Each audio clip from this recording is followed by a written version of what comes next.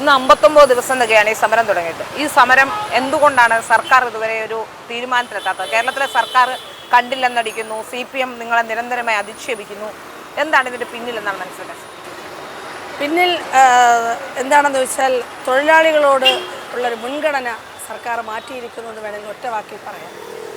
കാരണം ഇവിടെ സൂചിപ്പിച്ചതുപോലെ 59 ദിവസം ഈ അതിജീവന രാപ്പകൽ സമരം പിന്നിടുകയാണ്. അതോടനുബന്ധിച്ചുള്ള അനിശ്ചിതകാല നിരാഹാര സമരം 21-ാം ദിവസത്തിലേക്ക് നടക്കുന്നു. കേരളത്തിലെ സ്ത്രീ തൊഴിലാളികൾ, ആശാവർക്കർമാരായി പണിയെടുക്കുന്ന സ്ത്രീ തൊഴിലാളികൾ 233 രൂപയ്ക്ക് പണിയെടുക്കാൻ നിർബന്ധിതരായൊരു സാഹചര്യത്തിലാണ് ഇവിടെ ഒരു അതിജീവന സമരവുമായി വന്നത്. പക്ഷേ നമ്മൾ മുന്നോട്ട് വയ്ക്കുന്ന ഒരു കാര്യവും പരിഹരിക്കാൻ ഗവൺമെൻറ് തയ്യാറാകാത്തൊരു സാഹചര്യം. ഗവൺമെൻറ്റിന് കടുംപിടുത്തമാണ്, പിടിവാശിയാണ്. ആ പിടിവാശിയുടെ പിന്നിൽ ആദ്യം സൂചിപ്പിച്ചതുപോലെ തൊഴിലാളികളെ മറക്കുന്നു എന്ന് നമ്മൾ ആശങ്കപ്പെടേണ്ടിയിരിക്കുകയാണ്. കാരണം ഇതൊരു ജനാധിപത്യ സർക്കാരാണ്, ഇടതുപക്ഷ സർക്കാരാണെന്ന് അവകാശപ്പെടുന്നു, സ്ത്രീപക്ഷ ഗവൺമെൻറ്റാണെന്നൊക്കെ അവകാശപ്പെടുകയാണ്. പക്ഷേ തെരുവിൽ 59 ദിവസമായി സ്ത്രീകൾ ഇങ്ങനെ പൊരിവെയിലത്തും പെരുമഴയത്തും ഒക്കെ ഇരുന്നിട്ടും യാതൊരു പരിഗണനയും ഇല്ല എന്ന് മാത്രമല്ല, സമരത്തെ ആക്ഷേപിക്കാനും അധിക്ഷേപിക്കാനും പരിഹസിക്കാനും അശ്ലീലം പറയാനും ശ്രമിക്കുന്ന നേതാക്കന്മാരെ തിരുത്തുന്നില്ല എന്ന് പറയുന്ന ഒരു അപകടകരമായൊരു സാഹചര്യം കൂടെ നിലവിലുണ്ട്. ഇത് കേരള സമൂഹം കാണുകയാണ്.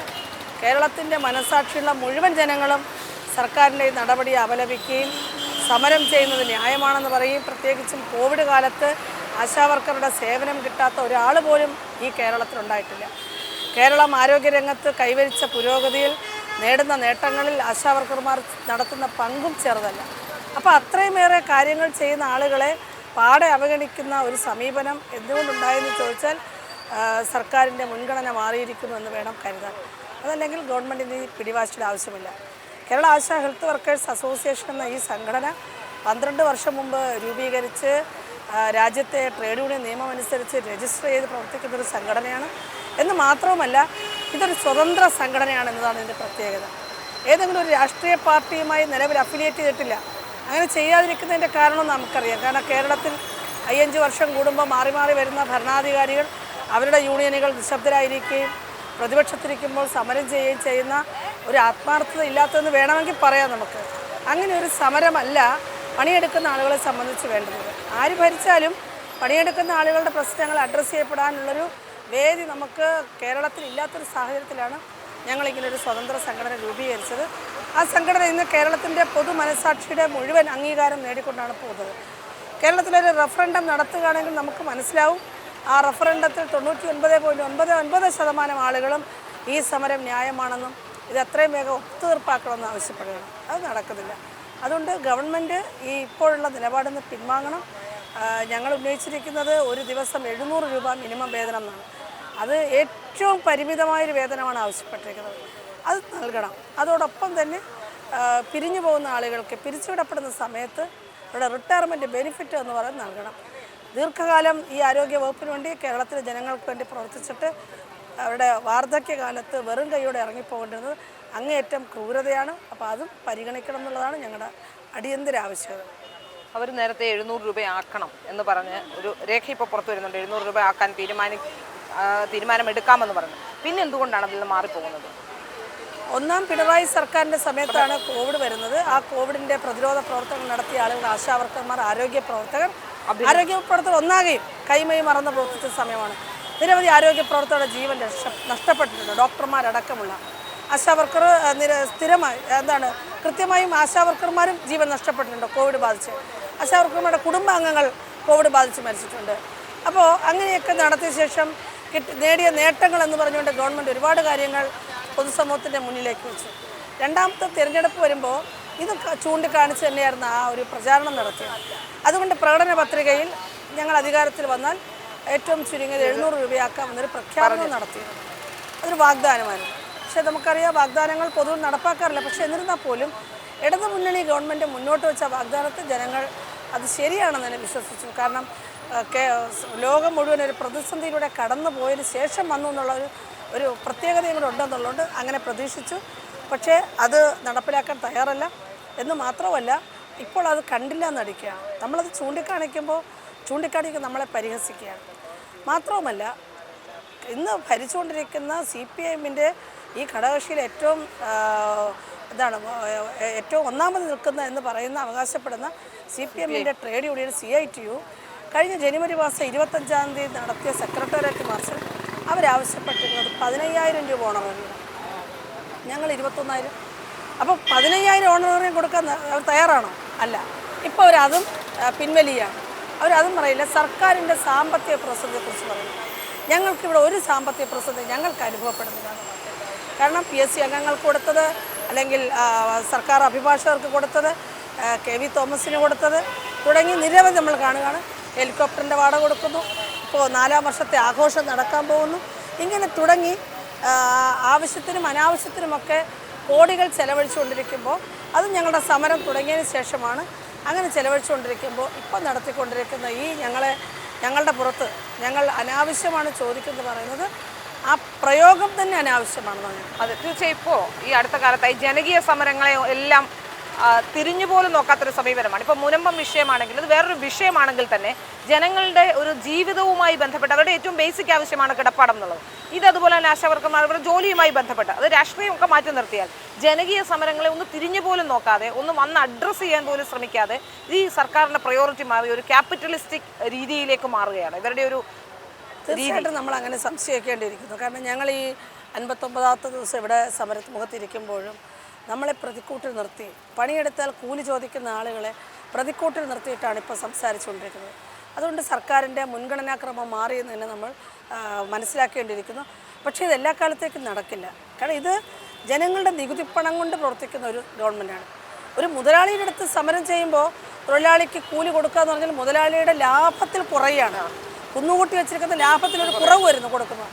പക്ഷേ ഇത് ജനങ്ങളുടെ നികുതിപ്പണമാണ്. ഇത് അതുകൊണ്ട് തന്നെ ഖജനാവിൻ്റെ അടുത്ത് അത് ഏതെങ്കിലും വ്യക്തിയുടെയോ അല്ലെങ്കിൽ ഏതെങ്കിലും പാർട്ടിയുടെയോ അവരുടെ ഫണ്ടിൽ നിന്ന് എടുത്തായിരുന്നല്ല, ഇത് പൊതുജനം നൽകിയിരിക്കുന്ന നികുതിയിൽ നിന്നാണ്. അതുകൊണ്ട് തന്നെ അവരതിനെ കാണേണ്ടുന്ന വശം മറ്റൊരു വശത്തൂടെയാണെന്ന് ഞങ്ങൾ പറയുന്നു. തീർച്ചയായിട്ടും അത് പരിഗണിച്ച് ഇപ്പോൾ കേന്ദ്ര സർക്കാരാണ് എന്ന് പറഞ്ഞിട്ട് കൈ കഴുകുകയാണ്. കേന്ദ്ര സർക്കാരാണ് തീരുമാനമെടുക്കേണ്ടതെന്ന് പറഞ്ഞിട്ട് കൈ കഴുകുകയാണ് ചെയ്യുന്നത്. ഇത് യഥാർത്ഥത്തിൽ കേന്ദ്ര സർക്കാരും കേരള സർക്കാരും ഇതിൽ ആരാണ് ഇപ്പോൾ നിങ്ങൾക്കൊരു തടസ്സമായി നിൽക്കുന്നത്? ഇതിനകത്ത് മനസ്സിലാക്കേണ്ടത്, ഇതിനകത്ത് 2 ഭാഗങ്ങളുണ്ട്. കേന്ദ്ര ഗവൺമെൻറ്റിൻ്റെ പദ്ധതി നിലയ്ക്ക് കേന്ദ്ര ഗവൺമെൻറ് കൊടുക്കുന്ന ഇൻസെൻറ്റീവ് ഉണ്ട്. പക്ഷേ ഈ പദ്ധതിയെ അതത് സംസ്ഥാനങ്ങളിൽ സംസ്ഥാന സർക്കാരുകൾ അവരുടെ ആവശ്യങ്ങൾക്ക് വേണ്ടി കൂടി വിനിയോഗിക്കുന്നു. അതുകൊണ്ടാണ് ഓണറേറിയം കൊടുക്കേണ്ടി വരുന്നത്. ഇപ്പോൾ ലക്ഷദ്വീപിനകത്ത് ഒരു സംസ്ഥാനമില്ല, അതൊരു കേന്ദ്രഭരണ പ്രദേശമാണ്. അവിടെ ഇൻസെൻറ്റീവ് മാത്രമേ ഉള്ളൂ, അവിടെ സംസ്ഥാനമില്ല. അതുകൊണ്ട് തന്നെ അവരൊരു വർദ്ധിച്ച ഇൻസെൻറ്റീവാണ് ലക്ഷദ്വീപിലെ നിവാസികൾക്ക് ആശാവർക്കർമാർക്ക് കൊടുക്കുന്നത്. പക്ഷേ ഇവിടെ അതല്ലല്ലോ. ഇവിടെ സംസ്ഥാനത്തിൻ്റേതായ നിരവധി ആവശ്യകതകൾ ഇവരെ കൊണ്ട് ചെയ്യിക്കുന്നുണ്ട്, പണി ചെയ്യിപ്പിക്കുന്നുണ്ട്. അതുകൊണ്ട് സംസ്ഥാന ഗവൺമെൻറ് ഓണറേറിയം കൊടുക്കുന്നു. അങ്ങനെ തീരുമാനിച്ച ഓണറേറിയം വർദ്ധിപ്പിക്കണം, ഒരു മിനിമം ജീവിച്ചിരിക്കാനുള്ള കൊടുക്കണം. കാരണം മറ്റൊരു ജോലിക്ക് പോകാൻ പറ്റാത്ത വണ്ണമുള്ള ഇന്ന് വലിയൊരു സമ്മർദ്ദം ഈ ആശാവർക്കർമാരുടെ പുറത്തുണ്ട്, വലിയ ജോലിഭാരമാണ്. അപ്പോൾ പിന്നെ എന്താണ് ചെയ്യാൻ പറ്റുന്നത്? അപ്പോൾ തീർച്ചയായിട്ടും ആ ഓണറേറിയം വർദ്ധിപ്പിക്കണം. അപ്പോൾ ഞാൻ പറഞ്ഞു വന്നത്, കേന്ദ്ര ഗവൺമെൻറ് ഇൻസെൻറ്റീവ് വർദ്ധിപ്പിക്കുകയും സംസ്ഥാന ഗവൺമെൻറ് ഓണറേറിയം വർദ്ധിപ്പിക്കുകയും ചെയ്യും. രണ്ടും 2 പാർട്ടാണ്, 2 കമ്പോണൻ്റാണ്. അതിനെ അങ്ങനെ തന്നെ നോക്കിക്കാണുന്നതാണ്. അപ്പോൾ ഇത് കേന്ദ്ര ഗവൺമെൻറ്റിൻ്റെ തലയെ കെട്ടിവെക്കാൻ നോക്കേണ്ട കാര്യമില്ല. പിന്നെ ഈ ആശാവർക്കർമാരെ തൊഴിലാളിയായി പരിഗണിക്കുക എന്ന് പറഞ്ഞാൽ അത് കേന്ദ്രത്തിന് ഉത്തരവാദിത്തമാണ്. അത് ഞങ്ങൾ ഈ സമരം കഴിഞ്ഞിട്ട് വേണമെങ്കിൽ ഇവിടുത്തെ എല്ലാ ട്രേഡ് യൂണിയനുകളോട്ട് ആലോചിച്ചുകൊണ്ട് സംയുക്തമായി പോകുന്നതിനൊരു തടസ്സമില്ല. പക്ഷേ ഇപ്പോൾ സംസ്ഥാന സർക്കാരിൻ്റെ ഭാഗത്തു നിന്നുള്ള ഓണറേറിയം വർദ്ധിപ്പിക്കണം എന്നുള്ളതാണ് ഞങ്ങളുടെ ആവശ്യം. അത് നിർവഹിക്കാൻ ഈ ഗവൺമെൻറ്റിനെ പറ്റുള്ളൂ, കേന്ദ്രത്തിന് കഴിയില്ല.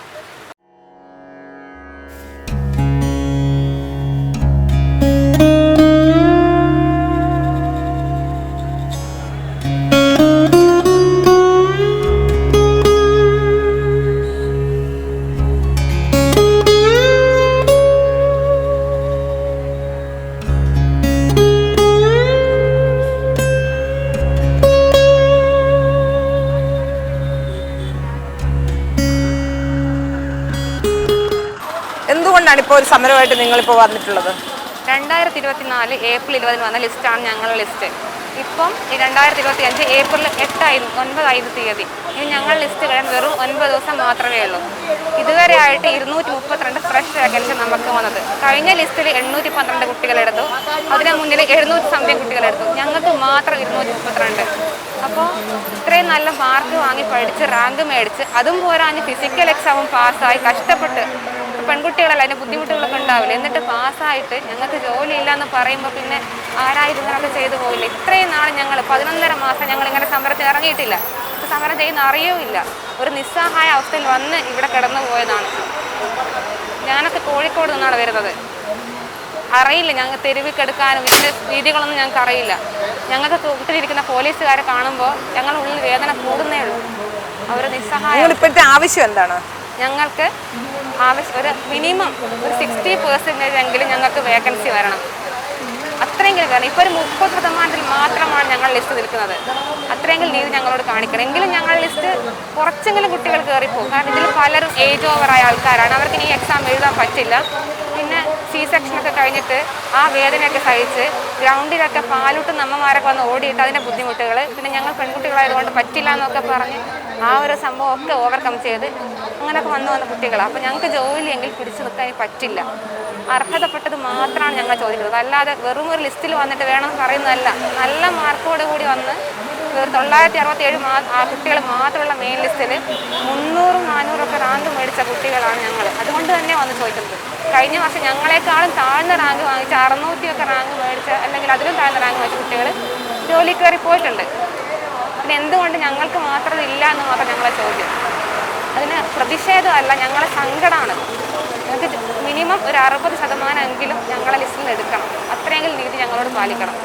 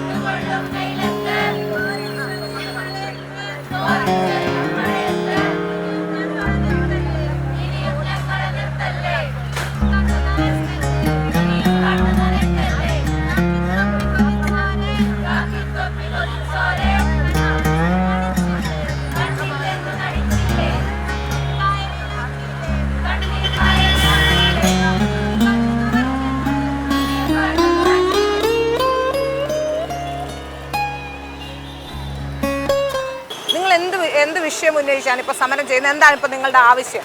ഞങ്ങളുടെ ഇപ്പോഴത്തെ ആവശ്യം എന്ന് പറയുന്നത്, മുൻ വർഷങ്ങളിൽ 600, 700, 800 പ്ലസ് വേക്കൻസികൾ പോയിട്ടുണ്ടായിരുന്നു. ഞങ്ങൾക്കും ഇപ്പം നിലവിൽ 232 ഫ്രഷ് വേക്കൻസി മാത്രമാണ് നിലവിൽ പോയിട്ടുള്ളത്.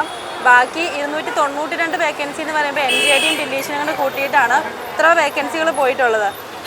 നമ്മൾ ഈ 11 മാസവും നമ്മൾ സെക്രട്ടേറിയറ്റിൽ കയറി ഇറങ്ങുന്ന സമയത്തെല്ലാം നമുക്ക് വ്യക്തമായിട്ടുള്ള വാഗ്ദാനം തന്നിട്ടുണ്ടായിരുന്നു, നിങ്ങളുടെ വേക്കൻസി നിങ്ങളുടെ ലിസ്റ്റിൽ നിന്ന് മാക്സിമം ആളുകളെ എടുക്കും എന്നുള്ളത്.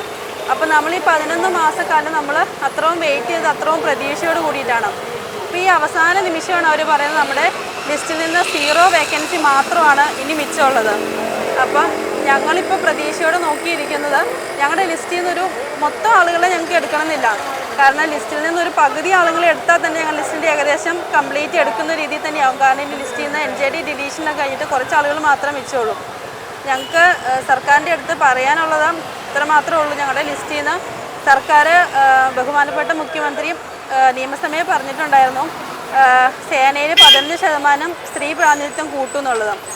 ആ ഒരു വാഗ്ദാനമെങ്കിലും നിറവേറ്റണം എന്നൊരാഗ്രഹമാണ് ഞങ്ങൾക്കുള്ളത്. ഇനി ഞങ്ങളുടെ മുന്നിൽ വെറും 10 ദിവസം മാത്രം വെച്ചുള്ളൂ. അതിൽ വർക്കിംഗ് ഡേയ്സ് ആയിട്ട് 4 ദിവസം മാത്രം വെച്ചുള്ളത്. അതിൽ ഈ ഒരു ഇന്നത്തെ ക്യാബിനറ്റ് എന്ന് പറഞ്ഞാൽ ഞങ്ങൾ അത്രത്തോളം, ഇനി ഞങ്ങൾ ഉപവാസ സമരമാണ് എല്ലാവരും. അത്രത്തോളം ഞങ്ങൾ കാത്തിരിക്കുന്നത് അവിടെ നിന്ന് എന്തെങ്കിലും ഒരു നീതി ഞങ്ങൾക്ക് ലഭിക്കും എന്നുള്ളത് തന്നെയാണ്. ഇന്നത്തെ ദിവസം ഞങ്ങൾ അത്രത്തോളം എല്ലാവരും സ്ട്രെസ്ഡാണ്. ഇപ്പം 2 പേരാണ് ഇപ്പം നിരാഹാര സമരത്തിലുള്ളത്. അത്രത്തോളം വിഷമത്തോടെ ഇന്ന് കാത്തിരിക്കുക ക്യാബിനറ്റിൽ നിന്ന് എന്തെങ്കിലും ഒരു പ്രതീക്ഷ ഉണ്ടാവുന്നത്. ചർച്ചയ്ക്ക് വല്ലതും വിളിച്ചോ? ഇതുവരെ ചർച്ചയ്ക്ക് നിലവിൽ ഞങ്ങളെ വിളിച്ചിട്ടില്ല. പക്ഷേ അവിടുന്ന് ഇന്ന് ക്യാബിനറ്റിൽ ഒരു തീരുമാനം ഉണ്ടാവുമെന്ന് പറഞ്ഞിട്ടുണ്ടായിരുന്നു. എന്താണ് നിങ്ങളുടെ ഇപ്പോഴത്തെ ആവശ്യം? എന്തുകൊണ്ടാണ് ഇങ്ങനെ ആവശ്യം ഇപ്പം മുന്നോട്ട് വരാനുള്ള കാരണം? നമ്മൾ 595/2022 ഉദ്യോഗാർത്ഥികൾ നടത്തുന്ന ഒരു അനിശ്ചിതകാല നിരാഹാര സമരമാണ്. നമ്മൾ ഈ ഒരു സമരത്തിലേക്ക് കടന്നു വന്നത് നമുക്ക് വേക്കൻസി കുറവാണ് ഇത്തവണ വന്നേക്കുന്നത്. വേക്കൻസി കുറവെന്ന് പറഞ്ഞു കഴിഞ്ഞാൽ നമ്മുടെ ലിസ്റ്റിൽ നിന്ന് 30% പോലും എടുത്തിട്ടില്ല. നമുക്ക് ആകെ 967 പേരുടെ ലിസ്റ്റിൽ നിന്ന് 232 ഫ്രഷ് വേക്കൻസി മാത്രമേ തന്നിട്ടുള്ളൂ. നമ്മളൊരു 11.5 മാസമായിട്ട് നമ്മൾ ഇനി കയറി ഇറങ്ങാത്ത ഓഫീസുകളില്ല. ആ സമയങ്ങളിലെല്ലാം പറഞ്ഞ് നിങ്ങൾക്ക് വേക്കൻസി വരുമെന്ന്. പക്ഷേ നമ്മുടെ റാങ്ക് ലിസ്റ്റ് കഴിയാറായി. ഏപ്രിൽ 19 അവസാനിക്കുകയാണ്. ഇനിയൊരു കൂടിപ്പോയൊരു 10 ദിവസം പോലും ഇല്ല. അത്രയും സമയമായിട്ട് നമുക്ക് വേക്കൻസി വരാത്തതുകൊണ്ടാണ് നമ്മൾ ഏപ്രിൽ 2 മുതൽ അനിശ്ചിതകാല നിരാഹാര സമരത്തിലേക്ക് കടന്നത്. ഇന്ന് നമ്മുടെ അനിശ്ചിതകാല നിരാഹാര സമരത്തിൻ്റെ 8ാമത്തെ ദിവസമാണ്. ആ സമയത്ത് നിരാഹാരം കിടക്കുന്നവർക്ക് ഐക്യദാർഢ്യം പ്രകടിപ്പിച്ചുകൊണ്ട് ഞങ്ങൾ കൂട്ട ഉപവാസമാണ് ഇന്ന് രാവിലെ മുതൽ. ഇപ്പം നമ്മുടെ ആവശ്യം എന്ന് പറഞ്ഞു കഴിഞ്ഞാൽ നമ്മുടെ ബഹുമാനപ്പെട്ട CM സാർ തന്നെ പറഞ്ഞിട്ടുണ്ട്, LDFൻ്റെ പ്രകടന പത്രികയിൽ പറഞ്ഞതാണ് കേരളത്തിലെ പോലീസിലേക്ക് 15% വനിതകളെ ആക്കുമെന്നുള്ളത്. അത് എത്രയും വേഗം തന്നെ നടപ്പിലാക്കുക. കാരണം ഇപ്പം 56,000-ഓളം പുരുഷ പോലീസ് ഉള്ളിടത്ത് വനിതകൾ 5,000 താഴെയുള്ളൂ. എങ്ങനെ നോക്കിയാലും ഒരു 15% എന്ന് പറയുമ്പോൾ 5,000-ന് മുകളിൽ ആളുകൾ വരേണ്ടതാണ്. പക്ഷേ ഇതുവരെയും അത് വന്നിട്ടില്ല. അതുപോലെ തന്നെ നമുക്കിപ്പോൾ വേക്കൻസി ഇല്ല എന്ന് ഇവർ പറയുന്നുണ്ട്. എന്നിട്ട് നമ്മളിപ്പോൾ നമ്മൾ വിവരാവകാശം വെച്ച സമയത്ത് നമുക്ക് 570 വേക്കൻസിയോളം വിവരാവകാശ രേഖയിലുണ്ട്. അതിൽ 570 നമുക്ക് വേണമെന്ന് നമ്മൾ പറയുന്നില്ല. നമുക്ക് അതിൽ നിന്നൊരു 350 വേക്കൻസിയോളം നമുക്ക് വേണം. കാരണം കാലാകാലങ്ങളിലായിട്ട് 700-ന് പുറത്ത് നിയമനങ്ങൾ നടന്ന ഒരു പോസ്റ്റാണ്. ഇതെന്തുകൊണ്ടാണ് ഇങ്ങനെ നമുക്ക് ഇത്രയും കുറവ് വേക്കൻസി വന്നതെന്ന് പറയുന്നത് അവർ പറയുന്നത് സാമ്പത്തിക മാധ്യമം എന്നാണ്. പക്ഷേ സാമ്പത്തിക മാധ്യമം ഉണ്ടെങ്കിൽ വർഷാവർഷമായിട്ട് നോട്ടിഫിക്കേഷൻ ഇടേണ്ട കാര്യമില്ലല്ലോ. അങ്ങനെയാണെങ്കിൽ ഒരു ലിസ്റ്റിലെ ആളുകൾക്ക് നിയമനം കഴിഞ്ഞിട്ട് നോട്ടിഫിക്കേഷൻ ഇട്ടാൽ പോരായോ? ഇതിപ്പോൾ നമ്മുടെ ഫിസിക്കൽ നടന്നുകൊണ്ടിരുന്ന സമയത്ത് തന്നെ അടുത്ത എക്സാം വന്നു. അതിനുശേഷം ഇപ്പോൾ പുതിയൊരു റാങ്ക് ലിസ്റ്റ് തയ്യാറാക്കി വെച്ചിട്ടുണ്ട്. പുതിയ നോട്ടിഫിക്കേഷനും വന്നു. വേക്കൻസി ഇല്ല എന്ന് പറയുന്നിടത്ത്, അതുപോലെ സാമ്പത്തിക മാധ്യമം എന്ന് പറയുന്നിടത്തും ഇപ്പോൾ ഉള്ള ലിസ്റ്റിൽ നിന്ന് നിലവിൽ ആൾക്കാരെ എടുത്തു കഴിഞ്ഞിട്ട് പിന്നീട് അതെല്ലാം മാറിക്കഴിയുമ്പോഴത്തേക്ക് നോട്ടിഫിക്കേഷനും കാര്യങ്ങളും വിട്ടാൽ മതിയല്ലോ. നമ്മുടെ പ്രധാന ആവശ്യമെന്ന് പറയുന്നത് കേരളത്തിലെ വനിതാ പോലീസ് സ്റ്റേഷനുകളിലേക്ക് 15% വനിതകളെ ആക്കുക. അതുപോലെ തന്നെ 350 വേക്കൻസി RTI പ്രകാരമുള്ള 570 വേക്കൻസിയിൽ 350 വേക്കൻസിയോളം നമുക്ക് കിട്ടുക. ഈ ലിസ്റ്റിലുള്ള 350 വേക്കൻസി നമുക്ക് മതി. അത്രയും നമ്മൾ ആവശ്യപ്പെടുന്നുള്ളൂ. ഈ ഒരു ആവശ്യത്തിന് വേണ്ടിയാണ് നമ്മളിവിടെ സമരം തുടങ്ങിയിരിക്കുന്നത്. പിന്നെ ഇതുപോലൊക്കെ നമ്മളെ ഇതുവരെയും ചർച്ചയ്ക്കൊന്നും ഗവൺമെന്റിന്റെ ഭാഗത്തു നിന്നും വിളിച്ചിട്ടില്ല. അതിന് എല്ലാവരും പറയുന്ന റീഫണ്ട് എന്ന് പറഞ്ഞു കഴിഞ്ഞാൽ നിങ്ങളുടെ പുറകിൽ മറ്റ് സംഘടനകളൊന്നുമില്ലാത്തതുകൊണ്ട് ഗവൺമെന്റ് നിങ്ങളെ ചർച്ചയ്ക്ക് വിളിക്കത്തില്ല എന്നാണ്. പക്ഷേ നമുക്ക് ഇപ്പോഴും ഉറപ്പുണ്ട് ഈ സർക്കാർ നമ്മളെ ചർച്ചയ്ക്ക് വിളിച്ച് നമ്മുടെ ആവശ്യങ്ങൾ പരിഗണിക്കുമെന്ന് തന്നെയാണ് നമ്മൾ വിശ്വസിക്കുന്നത്. ഒരു സംഘടനയും ഇതുവരെ നിങ്ങൾക്ക് ഐക്യദാർഢ്യം പ്രകടിപ്പിച്ചൊന്നും വന്നിട്ടില്ല? ഇല്ല, നമുക്ക് ഇതുവരെ ആരും വന്നിട്ടും ഇല്ല. നമ്മൾ എന്താണോ ഒറ്റയ്ക്ക് തന്നെയാണ് നമ്മൾ തുടങ്ങിയത്. ആ ഒരു രീതിയിൽ തന്നെ മുന്നോട്ട് പോകാനാണ് നമ്മളിപ്പോൾ നോക്കുന്നത്. കാരണം സർക്കാർ നമ്മളെ ചർച്ചയ്ക്ക് വിളിക്കുമെന്ന് തന്നെയാണ് ഞങ്ങൾ എല്ലാവരും പ്രതീക്ഷിക്കുന്നത്. ക്യാബിനറ്റിൽ ഇന്നൊരു നമുക്ക് അനുകൂലമായ എന്തെങ്കിലും തീരുമാനം ഉണ്ടാകുമെന്നാണ് നമ്മൾ പ്രതീക്ഷിക്കുന്നത്. ആ ഒരു ക്യാബിനറ്റിന്റെ തീരുമാനം പോലെ ഇരിക്കും ഇനി മുന്നോട്ടുള്ള സമര പരിപാടികൾ.